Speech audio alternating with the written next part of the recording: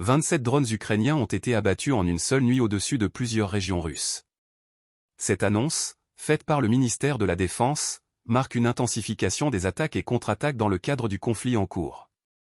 Les systèmes de défense aérienne ont réussi à neutraliser ces appareils sans pilote, renforçant les lignes de défense dans les zones touchées. N'oubliez pas de vous abonner pour ne rien manquer de nos prochaines vidéos et partager votre avis en commentaire. Parmi les drones interceptés, 15 ont été abattus dans la région de Belgorod, 7 dans celle de Voronezh, 3 dans la région de Tambov, et 2 supplémentaires dans celle de Koursk. Ces régions, déjà en alerte face aux tensions frontalières croissantes, subissent régulièrement des incursions de drones, renforçant les inquiétudes sur la capacité de riposte et la sécurité de ces zones stratégiques.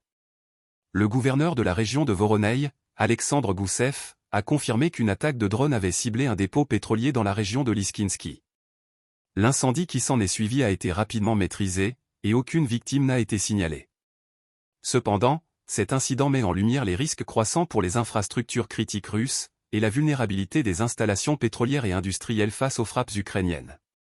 Ces attaques nocturnes s'inscrivent dans une escalade des hostilités, où drones et autres technologies jouent un rôle clé. Pour Kiev, ces incursions aériennes visent non seulement à désorganiser les infrastructures logistiques russes, mais aussi à maintenir une pression constante sur les lignes ennemies.